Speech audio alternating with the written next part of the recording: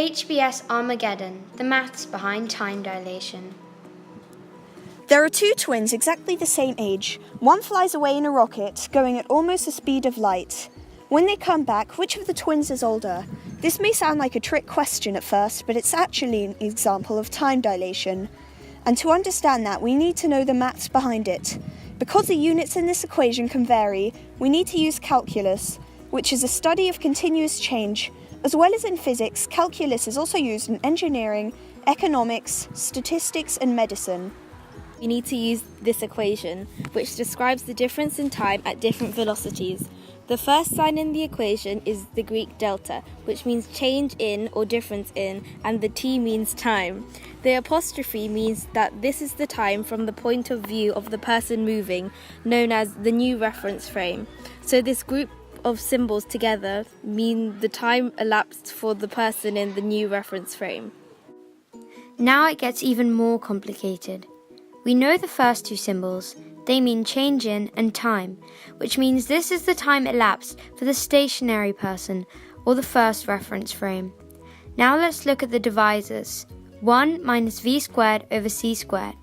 C means the speed of light and v means the velocity. So all in all that gives us 1 minus the velocity squared over the speed of light. And you find the square root of this to give us our divisor. You divide the time in the first reference frame by this to give us the new time. Let's try with an example. Say someone travels at 10 million meters per second, very fast, for 10 years. The time in the first reference frame would be 10 years, so you can substitute that for 10, and the velocity would be 10 million, so you can substitute v for that. The speed of light is approximately 300 million meters per second, so that can go in place of c. We can solve the equation from here. The velocity is a 900th of the speed of light, and 1 minus that is 899 over 900. You find the square root of this and divide 10 by it, and you get 10.006. This means that the person in the first reference frame will feel time slower than the new reference frame, because they're not moving as fast. If you're feeling confused and don't understand how time can go faster for different people, try and imagine a person on a moving platform firing a beam of light at a wall. To that person, it would seem that they're firing it straight forward, but to a stationary observer, the light would seem diagonal. And since the speed of light hasn't changed, it means that for the light to travel a further distance, time must have slowed down.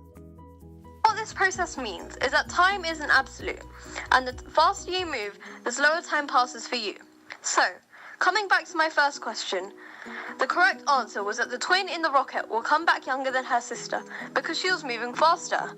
This mind-bending phenomenon is happening all around us, just in quantities too small to be noticed, but affects everything in our universe. Thanks for watching, and we hope this video helped you understand the maths behind time dilation.